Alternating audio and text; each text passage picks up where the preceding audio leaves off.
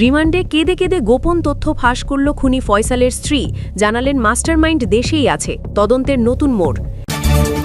এরপর জানিয়ে দেব, অবশেষে সন্ধান পাওয়া গেল শহীদ হাদির খুনির গোপন আস্তানার। রাষ্ট্রপতির সরকারি বাসভবনে খুনি ফয়সালকে পাওয়া গেছে। বেরিয়ে এলো চাঞ্চল্যকর তথ্য, এই খুনের নেপথ্যে রয়েছেন খোদ রাষ্ট্রপতি। এরপর জানিয়ে দেব, বিএনপি থেকে মনোনয়ন পেয়ে জামাত নেতাকে প্রকাশ্যে ভয়ঙ্কর হুঁশিয়ারি দিলেন খালেদা জিয়ার গৃহকর্মী ফাতেমা।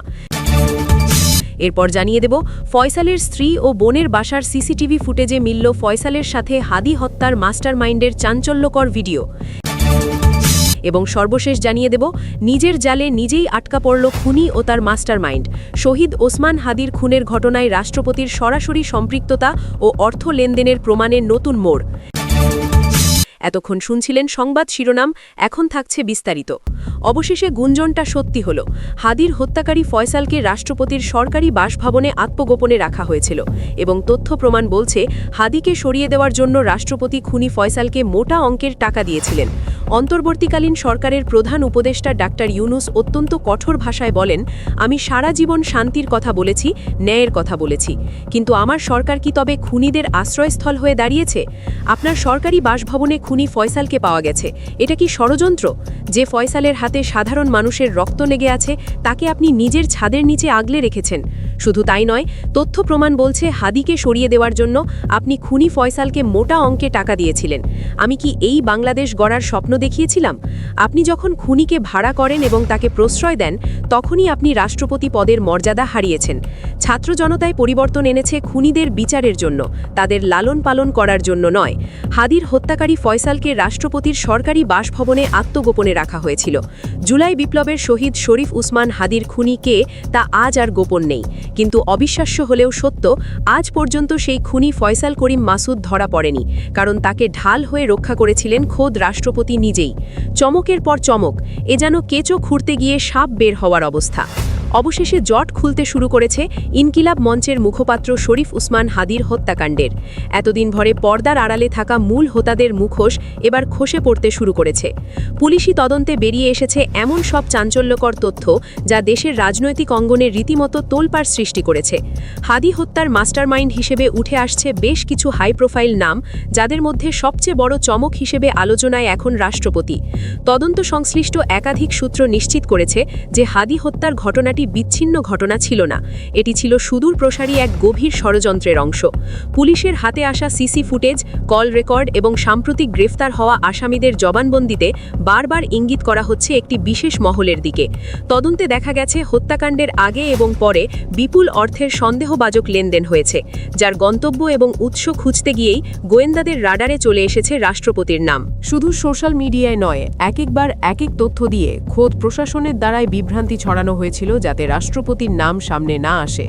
তবে হাদির খুনির অবস্থান নিয়ে সর্বশেষ যে তথ্য পাওয়া গিয়েছে, তা শুনলে রীতিমতো চমকে উঠবেন প্রিয় দর্শক, কারণ তিনি এমন এক জায়গায় সুরক্ষিত আছেন যেখানে শুধু রাষ্ট্রের প্রভাবশালী ব্যক্তিরাই আশ্রয় পান। আজ আমরা টেনে খুলে ফেলব সেই ভয়ঙ্কর বেঈমানদের মুখোশ। রাষ্ট্রপতির সরকারি বাসভবনে দায়িত্বশীল এক পুলিশ কর্মকর্তা বরাতে জানা গেছে, শহীদ উসমান হাদির খুনি ও সাবেক ছাত্রলীগ নেতা ফয়সাল করিম মাসুদ বাংলাদেশেই আছেন এবং বহাল তবিয়াতে অবস্থান করছেন। তিনি আরও জানিয়েছেন, হাদিকে গুলি করার জন্য রাষ্ট্রপতি নিজে ফয়সালকে বড় অঙ্কের টাকা যোগান দিয়েছিলেন। প্রশ্ন হচ্ছে, রাষ্ট্রের সর্বোচ্চ অভিভাবকের আসনে বসে একজন খুনিকে ভাড়া করা এবং তাকে পাহারা দেওয়া কিভাবে সম্ভব? শরীফ উসমান হাদের হত্যাকাণ্ড এখন আর শুধু একটি খুনের ঘটনা নয়, এটি রূপ নিচ্ছে ক্ষমতা, ভয় আর বিশ্বাসঘাতকতার এক ভয়ঙ্কর অধ্যায়ে। এতদিন ধরে যে সন্দেহকে সত্য বলে ধরে নেওয়া হয়েছিল, সেই সন্দেহেই লুকিয়েছিল সবচেয়ে বড় ভুল। আর সেই ভুল ধরতে এবার নড়েচড়ে বসেছে ইউনুস প্রশাসন। প্রথমবারের মতো প্রশাসনের হাত গিয়ে পড়েছে ঠিক সেই জায়গায় যেখানে এতদিন কেউ আলো ফেলেনি। রাজনৈতিক অন্দরমহলে শুরু হয়েছে চাপা উত্তেজনা। মোহাম্মদ ইউনুস, রাষ্ট্রপতি ও সেনাপ্রধান ওয়াকারুজ্জামানের মধ্যকার সম্পর্ক নিয়ে চলছে ভাঙনের খেলা, যার ঢেউ গিয়ে লাগছে হাদি হত্যাকাণ্ডের তদন্তে।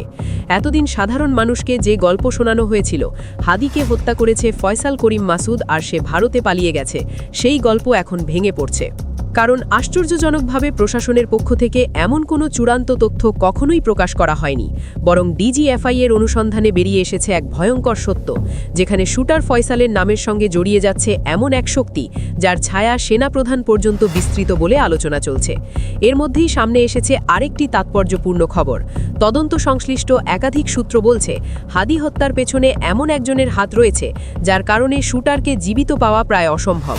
কারণ ফয়সাল করিম মাসুদ যদি বেঁচে থাকে তাহলে ফাঁস হয়ে যেতে পারে সেই নাম যে দাবার বোর্ডে বসে পুরো খেলাটা চালিয়েছে, সেই মাস্টারমাইন্ড যার পরিচয় সামনে এলে কেঁপে উঠবে অনেক শক্ত ভিত।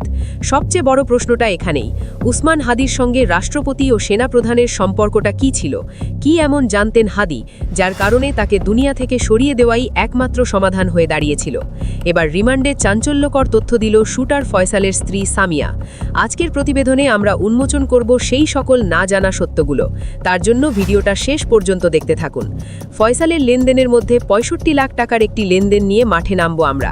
খুঁজে বের করার চেষ্টা করব হাদিকে হত্যার ঠিক ১ মাস আগে কেন ফয়সাল ৬৫ লাখ টাকার এই সঞ্চয়পত্র কিনেছিল স্ত্রীর নামে। খোঁজ নিতে এবার সেই ব্যাংকে ঢোকার চেষ্টা অনুসন্ধান টিমের। দায়িত্বপ্রাপ্ত কর্মকর্তারা ক্যামেরার সামনে কথা না বললেও জানান, ব্যবসার কথা বলে ২০২৩ সাল থেকে এই ব্যাংকে লেনদেন করে ফয়সাল। ব্যাংক লেনদেনের তথ্য বলছে, ফয়সালের প্রতিষ্ঠান অ্যাপল সফট আইটির নামের হিসাবে গত বছরের ৩ নভেম্বর জমা হয়েছে ৪২ লাখ টাকা, যা আবার এসেছে মিডল্যান্ড ব্যাংকে থাকা তার অ্যাকাউন্ট থেকে।